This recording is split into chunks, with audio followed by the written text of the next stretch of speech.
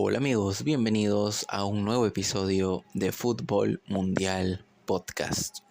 En este episodio vamos a repasar las eliminatorias sudamericanas, la jornada número 13 específicamente. Ya llegamos al final, son 18 nada más. Así que vamos a repasar la fecha 13 de las eliminatorias en Conmebol y también quiero tocar algunos otros puntos de la fecha FIFA porque está interesante ya, sobre todo porque se van definiendo algunas cosas, los clasificados o más o menos encaminándose ya en Asia. También ya tenemos al primer clasificado a la Copa del Mundo del 2026. En Europa hemos tenido el inicio ya de las eliminatorias rumbo al Mundial, los cuartos de final, partidos de ida de la Nations League y varias cosas más que hacen que la eliminatoria o las fechas FIFA, mejor dicho, se pongan más interesantes. Y bueno, en CONCACAF también se jugaron las semifinales de la Nations League de CONCACAF. Así que ha sido está siendo una fecha FIFA interesante y continúa la semana que viene. Estoy grabando esto sábado por la noche, así que queda todavía unos días, poco menos de una semana de fecha FIFA. Un partido más por lo menos para las elecciones. Pero vamos, como les dije, a comenzar con la eliminatoria sudamericana que se va acercando ya a su recta final poco a poco. Y conoceremos ya en poco tiempo seguramente a los equipos que ya están asegurando un cupo y a quienes van a seguir peleando por ese repechaje. Como ya es costumbre, vamos en orden. Esta jornada se jugó en 2 días diferentes, el jueves y viernes. El jueves 3 partidos y el viernes los 2 restantes, así que vamos con el partido que se jugó más temprano el día jueves. Fue el encuentro entre las selecciones de Paraguay y Chile. Paraguay que está invicta desde que tiene nuevo entrenador y hace varios meses. Hablamos de Alfaro, que llegó y le lavó totalmente la cara a la selección paraguaya, que había empezado muy mal las eliminatorias. Llegó Alfaro y, como digo, totalmente diferente a la selección de Paraguay, que lleva 7 partidos invictos, no ha perdido con su nuevo entrenador y se va acomodando ya entre los que van a clasificar directamente al Mundial. Bueno, ganó Paraguay por 1-0.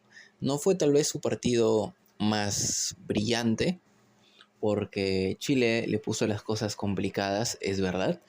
Durante la primera mitad se pudo ver, aunque Paraguay inició con toda la iniciativa, la energía que tiene el equipo local, generando algunas ocasiones. Chile respondió, empezó a tomar más el balón, a manejar y llegar también algunas veces a la portería paraguaya. No estuvo, como digo, Paraguay en su mejor versión. Chile dio pelea, pero el primer tiempo terminó sin goles. Vimos en el primer tiempo a una Paraguay que empezó primero intentando con remates de lejos, encarar, no le salía. Por ahí el que tuvo la mejor jugada u oportunidad individual fue Sosa en una jugada por la derecha que termina enganchando, se mete al área, pero su remate se va desviado. Y Chile por su lado lo que hacía era intentar rematar de primera o estar en el borde del área y sacar el tiro, porque no quería arriesgarse a entrar al área paraguayo, porque es muy difícil. Paraguay es un equipo muy físico, que defiende muy bien, se cierra y es casi imposible generarle alguna ocasión. Así que Chile, lo que le vi en el primer tiempo fue que intentó rematar bastante de lejos. Estuvieron Aravena, Cepeda, si no me equivoco, con unos remates que, bueno, controló y respondió bien el portero Fernández de Paraguay.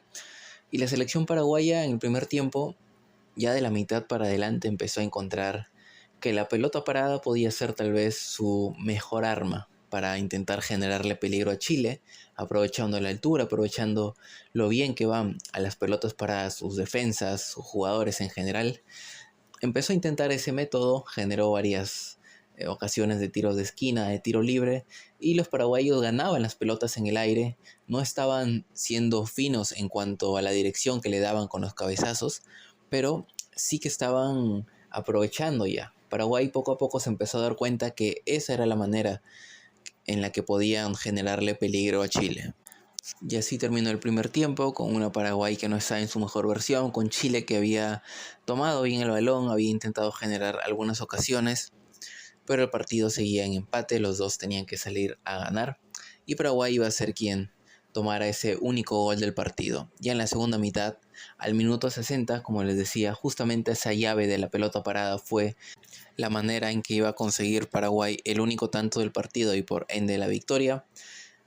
Centro de tiro libre, la peinan antes de que la agarre Alderete, que de cabeza termina metiendo el único gol del partido, ponía el 1-0 y el partido iba a terminar ya de esa manera. Chile tenía que salir a arriesgar porque bueno, Chile último en la eliminatoria, no puede dejarse ya ningún punto, aunque sea de visitante tiene que rascar algún empate, así que agarró el balón, se lanzó con todo, pero no encontraba ya cómo hacerle daño a Paraguay porque, a ver, me recordó un poco el Inter de Italia.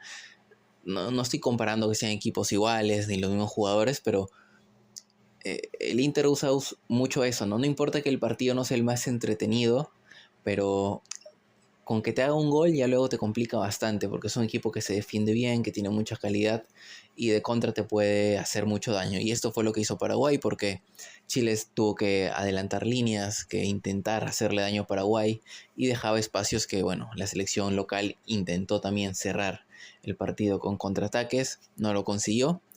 Y el marcador quedó así, 1-0. Con un marcador cortito le bastó a Paraguay para estirar más esta racha de invictos desde que llegó Alfaro al banquillo paraguayo. Y son 3 puntos de oro porque se colocan en una muy buena posición ya con respecto a esos cupos directos para clasificar al Mundial. Al final sí hubo por ahí una pequeña, bueno, pequeña no, fue una gresca bastante grande entre paraguayos y chilenos en una de las últimas jugadas del partido, en una esquina del campo, en la bandera del córner, lo tumban a un paraguayo y se van todos contra todos ahí a encararse, a jalonearse un poco. Tienen que entrar inmediatamente también los cuerpos técnicos para separar, para cada uno defender pues a su gente. El árbitro ahí, bueno, tuvo que intervenir, se detuvo por esos momentos el partido y luego casi inmediatamente el árbitro ya iba a pitar el final del encuentro, que iba a terminar con esta victoria, como les menciono, de Paraguay, 3 puntos importantes y ya poco a poco están afianzándose en esos cupos directos para clasificar a la Copa del Mundo, totalmente merecido porque desde que llegó Alfaro después de la Copa América han hecho un campañón tremendo, están invictos, han jugado de cara a cara, digamos, le han ganado a Argentina, le han ganado a Brasil como locales, han empatado contra rivales difíciles como pueden ser Bolivia en la altura, contra Ecuador, o sea, Uruguay incluso, y muy merecido porque se han plantado los paraguayos, han encontrado su modo de juego cuando son locales, cuando son visitantes, y todos los puntos que han sacado les ha permitido estar ya en una muy buena posición y casi ya asegurando ese boleto para el Mundial de Norteamérica 2026. Y Chile, que bueno, se hunde en la tabla, último porque ganó Perú, que ya vamos a ver, pero los chilenos al no poder sumar ni siquiera un punto, ahora vuelven a bajar al fondo de la tabla de posiciones, se quedan en el último lugar y todavía tienen posibilidades, aunque suene irónico, aunque Perú, Chile tengan 9, 10 puntos, bueno, 10, 9 puntos así respectivamente, tienen posibilidades todavía de agarrar ese cupo de repechaje, pero están haciendo una muy mala campaña, pero es lo que tiene este mundial, tener 7 cupos al mundial, 6 directos y uno de repechaje. Bien, pasemos al partido que se jugaba a continuación, que era el encuentro entre Brasil que recibía a Colombia. Brasil, como bueno, se esperaba, inició con todo el partido, se lanzó al ataque, generó un par de ocasiones antes de que le cometieran una falta a Vinicius Junior en el área, que entra por la derecha, lo terminan tocando con la pierna. El árbitro cobra el penal, sí hay contacto, así que Rafinha al minuto 6 iba a patear el tiro de la pena máxima para la selección brasileña y así ponía el 1-0 en el marcador. Comenzaba el partido y Brasil ya ganaba por 1-0. Un partido que iba a ser duro seguramente porque estaba Colombia al frente, una selección muy dinámica con mucho talento también, y Brasil conseguía ese gol bastante temprano. Después de eso Brasil intentó seguir aumentando el marcador. Colombia no encontró cómo hacer daño en el primer tiempo, lo anularon bien creo a todo ese circuito que tiene Colombia en el medio campo que genera bastante fútbol, que conecta con los delanteros. Colombia no terminaba de encontrar cómo hacer daño, pero a pesar de eso iba a conseguir el empate en una jugada donde Brasil termina perdiendo el balón. recupera el jugador colombiano, se la deja James, James la toca a la izquierda para Lucho Díaz, que bueno, agarra, remata cruzado contra su compañero de Liverpool, Alisson, y terminaba poniendo tablas en el marcador. 1-1 el partido. En ese momento, sé que el fútbol no es de merecimientos, pero Colombia no había hecho mucho para conseguir el empate, pero aún así, la efectividad es lo que cuenta en el fútbol, y lo había logrado Colombia. Empataba el marcador y nos íbamos al descanso con el partido igualado 1-1. En la segunda mitad, nuevamente Brasil salió con todo. Vinicius Junior tuvo un par de remates que exigieron al portero de Colombia, Camilo Vargas. Brasil inició con todo ese ímpetu, tenía mucho talento ahí arriba, estaban Rafinha, Vinicius, Rodrigo, Joao Pedro, que le dan bastante dinamismo a ese ataque del cuadro brasileño, pero conforme fueron pasando los minutos, Colombia se asentó mejor en el campo, empezó a tomar más el balón, empezó a tomar confianza, empezó a darse cuenta que por ahí podía hacer daño más a Brasil, y conseguir, ¿por qué no?, el segundo gol y remontar el partido.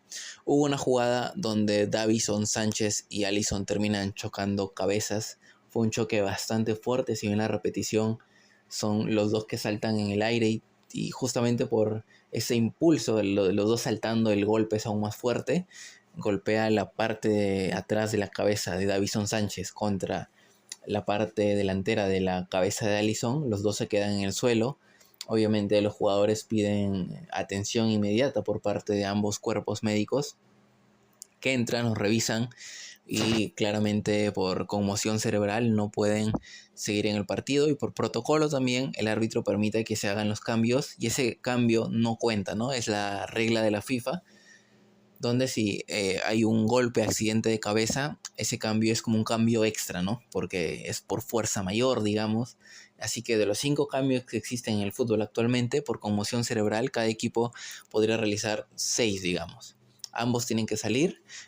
A Davinson Sánchez se lo ve que se pone de pie, sale del campo, se refresca, pero estaba un poco perdido todavía.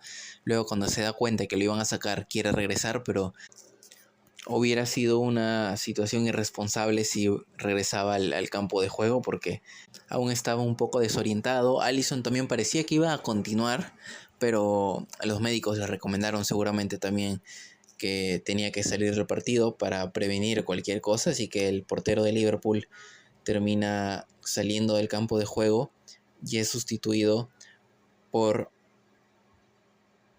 Bento. Estoy viendo, sí, Bento, que es el portero del Al-Nassr, equipo de Cristiano Ronaldo allá en Arabia. Termina entrando para reemplazar a Alisson. Bueno, después de esto el partido continuó. Brasil lo intentó bastante con Vinicius Junior por la izquierda. Y cuando parecía que el partido iba a terminar 1-1, empate, tal vez era un mejor negocio para Colombia que para Brasil, que frente a su gente no iba a poder ganar. Pero ya al minuto 99, casi rozando los 100 minutos, tiempo agregado, Vinicius Junior desde la izquierda hace la típica jugada que le conocemos, va enganchando hacia el centro, termina sacando un remate, tremendo remate de lejos, que Camilo Vargas, por más que se estira, no puede llegar, y marca un golazo para darle la victoria agónica y heroica a Brasil frente a Colombia, que se llevó el partido por 2-1. La selección brasileña, que no está en su mejor nivel, no está mostrando un juego que le conocemos a Brasil de toda la vida, el juego bonito, el que le veas y digas son candidatos para ganar la Copa del Mundo como siempre. No está siendo así. Es un Brasil que se le ve muchas falencias todavía, que a veces en ataque le cuesta, por más que lo intenta, muchas veces no tiene eficacia. El medio campo no lo veo tampoco del todo fuerte. No es un medio campo que digas, bueno, estos 2-3 que juegan aquí te pueden generar mucho peligro. En la defensa tampoco tiene una defensa tan fuerte como en años anteriores. Y depende mucho en estos tiempos del ataque individual que pueda tener arriba, porque Rodrigo, Vinicius, Rafinha son jugadores que individualmente te pueden rendir mucho, pero hay noches en las que simplemente no están en su mejor momento y te puede costar eso, ¿no? O no están enchufados, tienen un mal día, no te generan jugadas, y si el resto de líneas no está tan fuerte, puede costarte una derrota que te elimine de un mundial, por ejemplo, como ya le ha ocurrido a Brasil en las últimas ediciones, sobre todo contra los equipos europeos, pero ya hemos visto que si los de arriba están enchufados, pueden ganar partidos, porque aquí, por ejemplo, Rodrigo estuvo muy bien, Rafinha también estuvo bastante activo y Vinicius estuvo en uno de sus mejores partidos, yo creo, con la selección brasileña, porque genera un penal, hace ese golazo de último minuto para darle la victoria, así que depende mucho Brasil de sus atacantes, pero si están enchufados, Brasil puede conseguir grandes resultados. Y Colombia, bueno, Colombia, que como ya es costumbre en las últimas 2-3 eliminatorias, le hemos visto tener bajones importantes en esta etapa de la clasificatoria al Mundial. Ya en las últimas fechas Colombia empieza a dejarse puntos, empieza a sufrir bastante, tanto de local como de visitante, no encuentra cómo cerrar los partidos, si está perdiendo no termina de poder remontar por más que genere, si está empatando no logra mantener el empate y si está ganando le terminan empatando. Estas son las fases donde Colombia creo que ha fallado en los últimos años. De hecho, la eliminatoria pasada se queda fuera del Mundial porque en los últimos partidos falla bastante, pierde contra Perú ahí en Barranquilla, en ese contraataque letal de la selección peruana. Y aquí nuevamente, o sea, estaba empatando, estaba sacando un punto y Brasil le termina ganando 2-1. También hace un par de fechas contra Uruguay estaba empatando y Uruguay le gana en el último minuto. La fecha anterior contra Ecuador, Ecuador le mete un gol, pero luego Ecuador se queda con 10 hombres y a pesar de eso Colombia no logra empatar ni siquiera el partido, o sea, tiene bajones bastante importantes. No creo que se quede afuera en este proceso eliminatorio porque son 7 los que van al Mundial. Colombia ahorita tiene 19 puntos, está a 6 de Bolivia que tiene por el momento ese cupo de repechaje. Y con un par de victorias más yo creo que ya Colombia se asegura los cupos directos. Pero ya en el Mundial, que es un torneo corto, veamos si Colombia logra mantener una consistencia como lo hizo en la Copa América. Creo que sí puede hacerlo, porque en la Copa América lo demostró bien, en un torneo corto de un mes más o menos, supo mantener un buen nivel de juego y en clasificatorias, como digo, falla en las últimas fechas, pero en este proceso tiene la suerte al igual que todos, porque aún tienen chances todos los equipos, sobre todo los que están abajo, tiene la suerte de que hay 7 equipos que pueden soñar con ir al Mundial. 6 van directamente, no sueñan, sino que van, y el séptimo toma ese repechaje para tener una oportunidad más.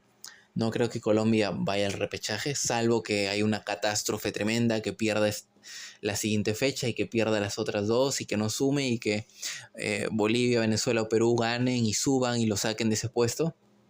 Lo veo muy difícil igual porque Colombia tiene un equipazo. Lo único que creo es que tiene que encontrar un mejor rumbo en las eliminatorias en estos tramos finales para llegar también muy bien a la Copa del Mundo. Y por su lado Brasil, ya hemos hablado, ¿no? No creo tampoco que se va a quedar afuera como se decía o que va a haber repechaje. De hecho, pienso que va a terminar entre los primeros puestos, pero yo cuando llegue el torneo fuerte, cuando llegue el Mundial, donde Brasil está obligado a ser favorito, porque Brasil es una potencia mundial y está obligado a disputar la Copa del Mundo para ganarla, no para participar ni llevarse una bonita experiencia de participar, no, tiene que ir a ganarla y a intentar resarcirse de las malas experiencias que ha tenido en los últimos mundiales, quedando eliminado en fases de cuartos de final, sobre todo contra equipos europeos. Bien, pasemos al siguiente partido, que fue el encuentro entre Perú y Bolivia. El partido probablemente menos atractivo a esta fecha, pero que sí ponía muchas cosas en juego, sobre todo para los equipos interesados en ese séptimo puesto para el repechaje. Perú, que solamente hasta ahora había ganado un solo partido contra la selección uruguaya en toda la eliminatoria, y Bolivia, que se había hecho muy fuerte en la altura y de visita quedaba como siempre a deber. Más allá de ese partido contra Chile, donde terminaron ganando, victoria histórica también de Bolivia, pero después de visitante ha vuelto a esa irregularidad y de hecho desde que le ganó a Colombia el año pasado ha encadenado 4 partidos seguidos perdiendo como visita. Es verdad que de esos 4 ha tenido que jugar 3 como visitante contra Argentina, Ecuador y Perú, y contra Paraguay de local pues no pudo ganar porque, como les decía al inicio, Paraguay está imparable y ya se paró al frente de Brasil y Argentina y les ganó. A ver quién se baja a Paraguay en las siguientes fechas, porque va a estar muy difícil, la verdad. Pero bueno, estos dos equipos se enfrentaban, dos rivales directos, dos equipos que están ahí abajo en la tabla. Y la selección peruana iba a ser quien consiguiera su segunda victoria en esta eliminatoria. Comenzó con todo Perú, comenzó dominando, jugando bien al toque con su nuevo entrenador Oscar Ibáñez, que reemplaza a Fossati, que fue despedido. Es el tercer entrenador que tiene Perú ya en este proceso eliminatorio, que es un claro reflejo de lo mal que le ha ido en esta eliminatoria, más allá de que aún tenga chances, nada más porque hay 7 equipos, sino Perú, Chile estarían fuera de la lucha por clasificar al Mundial. Pero bueno, Perú intentó con todo, empezó a generar bastante. Tuvo a Pablo Guerrero ahí arriba, que más allá de la edad jugó muy bien, ganó pelotas aéreas, bajó bien el balón cuando tenía que hacerlo. Y al minuto 37 iba a encontrar el primer tanto del partido. Andy Polo, tras un rebote y una jugada medio confusa en el área, al final Brian Reina se la termina dejando. Y bueno, no sé si a Brian Reina o antes la toca un defensa, no recuerdo, pero el hecho de que le quede el balón a Polo ahí, remata ya con el arco ahí frente a él, no puede hacer nada Vizcarra, y el partido se ponía 1-0 a favor de la selección peruana. Y al minuto 45, antes de que termine el primer tiempo, un gol que le iba a dar más tranquilidad a Perú. Pablo Guerrero recibe en el área y bueno, ahí vemos toda la jerarquía y la experiencia que tiene Pablo Guerrero. A pesar de la edad, recibe de espaldas, aguanta bien al defensa boliviano, se gira y termina sacando el remate al centro del arco para poner el 2-0. Y Perú se iba tranquilo al descanso, ganando con 2 tantos de ventaja. Le venía muy bien también por el hecho de marcar goles, porque Perú ya ni siquiera es que no haya sumado puntos, que solo haya ganado una vez, sino marcar goles, porque hasta antes de este partido Perú solamente había marcado 4 goles en toda la eliminatoria, o sea, 4 goles en 12 partidos, un gol cada 3 partidos, o sea, muy lamentable eso. Es el país con peor cantidad de goles anotados, de hecho. Y ya el segundo tiempo, lo que parecía que iba a ser un trámite nada más para Perú, tener más el balón, intentar conseguir un 3-4-0, se le iba a complicar bastante, porque iba a haber un penal a favor de Bolivia, mano de Abraham en un remate que iba directo al arco. Claro, penal, no hay nada que discutir. El árbitro cobra la pena máxima y Miguel Terceros ponía el descuento para Bolivia desde la pena máxima al minuto 58. Descontaba Bolivia y después de eso Perú le iba a pasar muy mal contra Bolivia. Este partido ha sido probablemente uno de los mejores de Bolivia como visitante que le he visto, porque a ver, contra Chile ganas, ¿verdad? Pero también es con jugadas puntuales. O sea, Chile tuvo el balón, generó ocasiones, pero Bolivia supo aprovechar lo que tuvo y ganó ese partido. Aquí a Bolivia se le vio muy cómodo jugando con el balón, controlando. O sea, nunca imaginé ver a Bolivia jugando así de cómodo y metiendo al rival local contra su propio arco. Ahí habla creo también mucho de Perú, cómo se desconectó en ese momento. Pero Bolivia no tuvo la jerarquía para poder empatar. Si a esto le ponemos otro contexto, por ejemplo, que haya sido otro rival, Perú contra Argentina, Chile, Ecuador, probablemente sí lo hubieran hecho goles, porque tiene jugadores en ataque con más jerarquía. Creo que Bolivia no lo consiguió porque no tenía cómo entrar, no tenía cómo definir bien, no tenía claridad frente al arco. Así que Perú la pasó mal. Gales estuvo salvando un par de veces a la selección peruana, que iba a encontrar el tercer gol porque Ibáñez refresca el equipo. Entran López, entra la Padula, antes había entrado Edison Flores, que justamente iba a conseguir el tercer tanto del encuentro. Le queda el balón en el área también y remata para poner el 3-1. Con esto ya sentenciaba el partido y Perú respiraba tranquilo porque se lleva los 3 puntos de este encuentro y se mete nuevamente a la pelea por ese cupo de repechaje. Queda a 3 puntos de Bolivia. Bolivia ahorita tiene 13, Perú 10. Por arriba está Venezuela con 12, pero empieza a apretarse esa lucha porque Chile tiene 9 también y está con chances. Obviamente tienen que intentar ganar los 4 y sumar todo. Se van a enfrentar entre ellos Perú y Venezuela específicamente en la próxima fecha, así que ahí se pueden definir muchas cosas ya de lo que puede pasar en este final de la eliminatoria. Bien, pasemos al día jueves con los 2 partidos restantes. Tuvimos primero el encuentro entre Ecuador y Venezuela. Aquí Ecuador se le vio muy bien. generó muchísimas ocasiones. Venezuela no estuvo fino en cuanto a su juego de manejar el balón o de transiciones rápidas.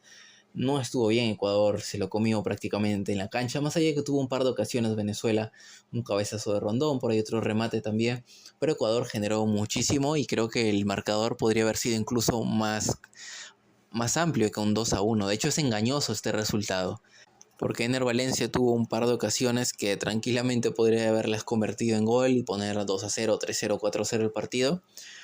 Pero no iba a ser así y solamente en el primer tiempo tendríamos un gol. Ener Valencia al minuto 39 ponía el primer tanto del partido. Buen remate desde la derecha del área, con un ángulo muy difícil para meterla, pero aún así el jugador ecuatoriano ponía el 1-0.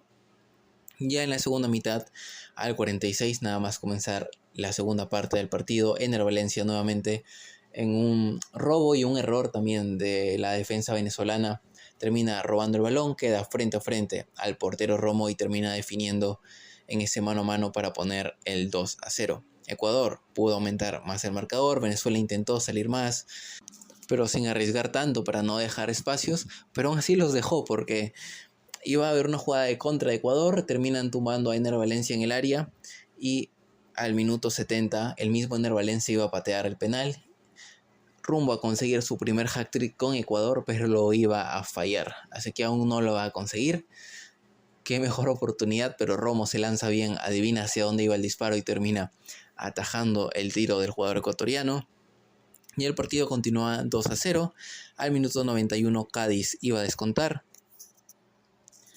Jugada de tiro de esquina, por más que el portero ecuatoriano intenta sacar la mano por ahí, Galíndez saca un balón, luego queda un rebote y al final le queda a Cádiz, que termina poniendo el balón dentro de la portería y descontaba 2-1. Venezuela tuvo una por ahí peligrosa en el final del partido. Ecuador terminó sufriendo lo que debería haber sido una victoria mucho más cómoda, mucho más amplia para el cuadro local, pero al final lo importante es que suma 3 puntos y también se posiciona muy bien en esa tabla, está segundo. Muy admirable lo de Ecuador porque empezó esta eliminatoria, recordemos, con 3 puntos menos y ya tiene 22. Si no hubiera tenido esa sanción, ahorita tendría 25 y estaría a 3 puntos de Argentina y compitiéndole el liderato de esta eliminatoria. Así que bien por Ecuador y Venezuela con esta derrota que suma... A ver, quiero repasar bien cuántos partidos tiene sin ganar. Venezuela no gana desde... Si hablamos en eliminatoria, no gana desde el 2023, donde le ganó a Chile 3-0. Después de eso ha sido empates, derrotas. En la Copa América sí gana sus 3 partidos de la fase de grupos, luego pierde contra Canadá, pero eso, digamos, dentro de la eliminatoria no cuenta mucho porque no te da puntos ganar en la Copa América. Y en las eliminatorias ha seguido perdiendo, empatando, perdiendo, empatando. O sea, Venezuela lleva 2 años casi sin ganar. Y aún así está a un punto de repechaje, para que vean lo que es tener 7 cupos directos al Mundial. Para que vean, puedes no ganar desde el 2023 o puedes estar como Perú, que solamente ha metido 6 goles, pero estar en la lucha por ese repechaje. Así que bueno, les queda luchar y contra Perú, que es un rival directo, tienen que salir a ganar los venezolanos. Y Perú también tiene que salir a ganar contra Venezuela. Así esté de visitante, así que puede ser un partido bastante atractivo. Y para cerrar la fecha teníamos el clásico del Río de la Plata, Uruguay contra Argentina. Primer tiempo donde Uruguay y Argentina empezaron los primeros minutos intercambiando ocasiones de gol, como diríamos, golpe a golpe. Dame que te doy, un remate por aquí de Uruguay y automáticamente Argentina salía rápido con el Dibu Martínez y generaba otra ocasión en el arco uruguayo. Bastante parejo, no estuvo aburrido el partido, los dos intentaron, pero poco a poco ya en el primer tiempo se fueron apagando las ocasiones. Argentina empezó a pararse mejor y tomó total dominio del balón.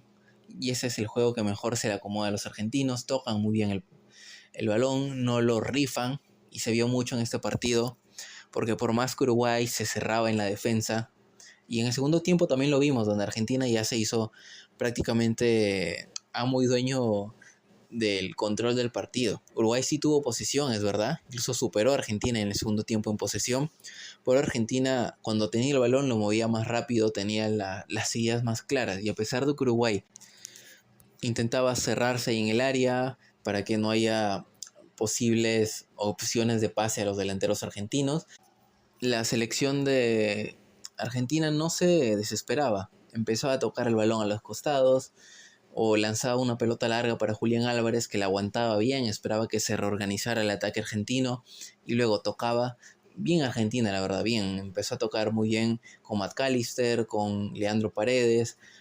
Tenía la paciencia suficiente para mover rápido el balón y en cuanto veía que Julián Álvarez, Thiago Almada se iban de la defensa uruguaya y encontraban un espacio para picar, ahí, pase preciso, rápido, y Rochet tenía que salvar a Uruguay. Rochet para mí fue una de las figuras del partido porque tapó varios mano a mano, varios remates que pudieron haber puesto el encuentro en ventaja para Argentina antes de lo que iba a llegar el gol. Porque Argentina tarde o temprano iba a encontrar un tanto con todo el talento que tiene. Al minuto 68, balón para Julián Álvarez que la aguanta bien, se la deja a Thiago Almada que agarra, está totalmente solo ahí afuera del área, nadie lo apura, nadie lo bloquea y saca un remate totalmente controlado, medido al ángulo izquierdo de la portería de Rochet, que por más que se estira, solamente lo hace para la foto porque no iba a llegar nunca a ese balón. Golazo ahí clavado en el ángulo y Thiago Almada le daba el único tanto a Argentina de este partido y que va a ser suficiente para llevarse la victoria. Después Uruguay lo intentó por ahí generar alguna ocasión, pero no estuvo muy claro tampoco, por más que ya se hizo del balón, no encontró nunca cómo generar peligro real a la selección de Argentina. Y al final Argentina, con un partido que controló, fue peleado, hubo por ahí también una pequeña pelea en el medio campo en el primer tiempo. Más allá de eso, Argentina consigue una victoria controlada. Partido peleado, pero victoria controlada porque supo qué hacer. Se le nota también un equipo cuando ya está tranquilo, relajado y sabe Argentina que está ya en la próxima Copa del Mundo clasificado prácticamente. Así que Argentina jugó con mucha calma, jugó con todo el talento que tiene y empieza a encontrar también una selección que se va fortaleciendo cada vez más, que a pesar de que ganó el Mundial, la Copa América, siguen integrando nuevos jugadores y se sigue haciendo fuerte en su juego colectivo, que ha sido el estilo de juego que les ha dado todos los logros que han conseguido en los últimos años. Y Uruguay, por su lado, si bien ha mostrado cierta recuperación desde esa mala racha que tuvo sin ganar tantos partidos, le ganó a Colombia y le empató a Brasil, ahora pierde contra la selección que es campeona del mundo, que es campeona de América actual también. Uruguay tiene un muy buen equipo, pero no termina de encontrarse por completo. Si repasamos después de la Copa América, Uruguay empató contra Guatemala en un amistoso y de los 7 partidos que ha jugado en eliminatoria, solamente ha ganado uno, que fue ese contra Colombia en el último minuto. Después empató, perdió contra Perú, ahora pierde contra Argentina, así que podemos decir que en el juego por ahí se le ve cierta recuperación, pero no lo suficiente. Tampoco, al igual que Colombia, creo que vaya a quedar fuera del Mundial o que vaya a ir al repechaje. Pero con este nivel sí puede preocuparse un poco la selección uruguaya. Y veamos también cuál es el destino de Bielsa. No creo que lo vayan a sacar bajo ningún motivo en estas últimas fechas ya. A ver, ocurrió con Tavares, pero con Tavares porque no estaba consiguiendo resultados y Uruguay estaba en riesgo de quedarse fuera del Mundial de Qatar 2022. Con Bielsa, yo creo que van a clasificar, está en cuarto lugar, no creo que nadie lo saque de un cupo fijo para el próximo Mundial. Pero a nivel de juego sigue todavía sin convencer. Y bien, así cerró esta fecha número 13 de las eliminatorias sudamericanas. Eliminatorias que van a continuar el día 25, es decir, el martes. Continuamos con la fecha número 14. Después de esa ya quedarán nada más la fecha 15, 16, 17 y 18. Y tendremos a los clasificados de Conmebol a la próxima Copa del Mundo. La próxima fecha se juega, el día 25, los 5 partidos. Todos. Primero, Bolivia-Uruguay. juegan en la tarde, más temprano.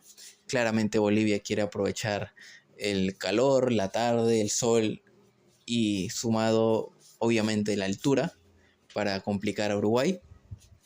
Bolivia tiene que salir a ganar para no dejarse alcanzar o por Perú o por Venezuela, que se enfrentan entre ambos.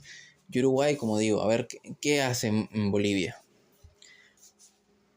Para ganar va a ser difícil claramente porque no está en una buena racha, pero por ahí veremos qué sucede. Y luego, bueno, aquí me salen los horarios, los 4 partidos a la misma hora en la noche.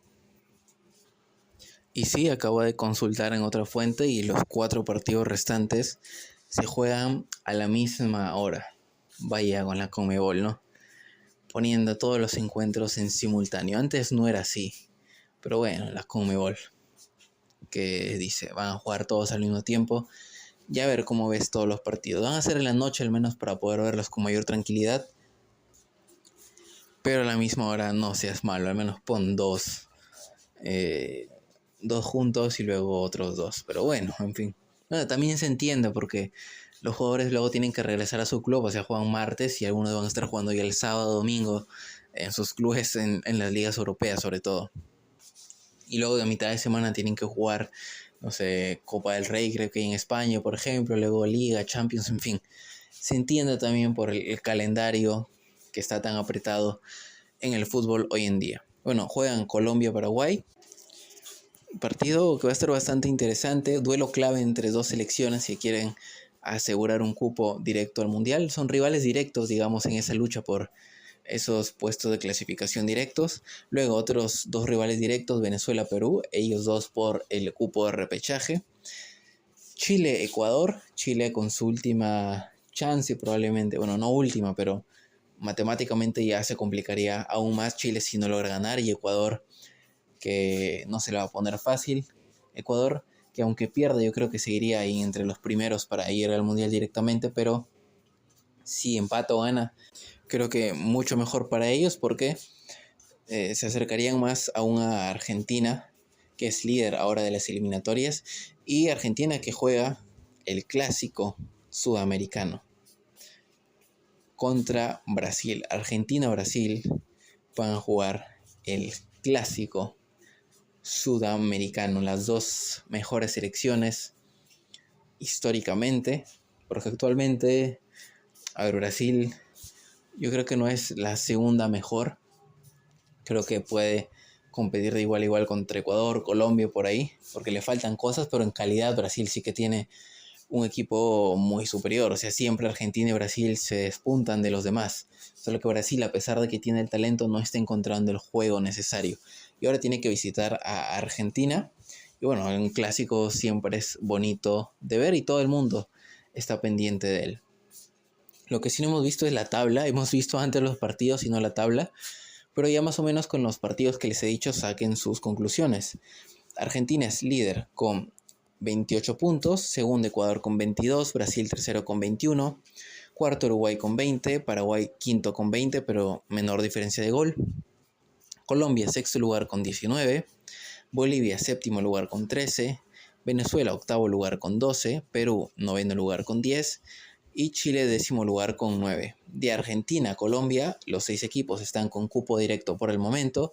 Bolivia tiene por el momento el cupo de repechaje y van a competir por él con Venezuela, Perú y Chile.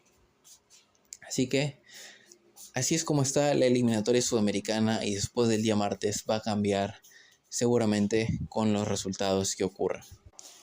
Y vamos a repasar súper rápido lo que ocurrió en otros continentes en la fecha FIFA. El día jueves se jugaron también los 4 partidos de cuartos de final ida en la Nations League en Europa. Croacia le ganó 2-0 a Francia, Dinamarca 1-0 a Portugal, Alemania como visitante le ganó 2-1 a Italia, y Países Bajos y España empataron 2-2. Todo se define en los partidos de vuelta. El día de mañana, domingo, vamos a tener la revancha. Alemania ahora recibiendo a Italia, España a Países Bajos, Francia a Croacia y Portugal a Dinamarca. A ver, hay Francia y Portugal. Si quieren pasar a semifinales tienen que remontar. España que logró empatar en el último minuto contra Países Bajos. Digamos que ya puede manejar mejor jugando como local.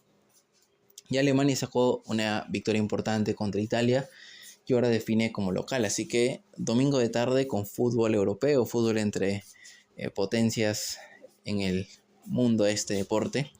Así que lo pueden disfrutar bastante. En Asia, Japón se convirtió en el primer clasificado a la Copa del Mundo. Así que Japón es el primer equipo que se apunta a la máxima cita mundialista. Le ganó 2-0 a Bahrein y ya está con un cupo para el Mundial del 2026. En CONCACAF se jugaron las dos semifinales de la Nations League. Panamá sorprendió y le ganó como visitante a Estados Unidos 1-0. Y México ganó como visitante a Canadá por 2-0. Así que la final de la Nations League va a ser Panamá contra México el día de mañana también, domingo. Así que domingo por la noche puedes ver la final de la Nations League en CONCACAF entre México y Panamá. En Europa también, como les digo, inició la clasificatoria para el Mundial.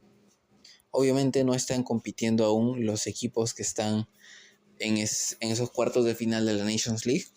Y probablemente el que más destaca hasta el momento es Inglaterra, que le ganó 2-0 a Albania y así comenzó su camino de clasificación al siguiente mundial, que como sabemos en Europa se divide en grupos y por lo general las potencias siempre terminan clasificando. Menos Italia, que esperemos que ahora que ya son más equipos sí clasifique. Ojo, Italia no clasifica ya desde hace 2 mundiales, por eso lo digo, porque Italia es campeón mundial, ganó la antepasada Eurocopa, pero en la clasificatoria le ha costado y es muy raro no ver a Italia en una Copa del Mundo. Bueno, en fin. Hasta aquí llega el episodio del día de hoy. Ya saben que si les gustó nos pueden escuchar en las plataformas de podcast donde estamos como Fútbol Mundial. Estamos en Spotify, Spotify for Podcasters, Apple Podcasts, Breaker, Radio Public, Pocket Cast, Podcast Addict y Podtail. También estamos en YouTube y en YouTube Music como Fútbol Mundial Podcast. El blog también de Fútbol Mundial Podcast, siempre les dejo el link en la descripción. Y en las redes sociales también, Instagram, Facebook y TikTok como Fútbol Mundial Podcast. Soy Javier Salinas, me despido y nos vemos en el siguiente episodio. Adiós.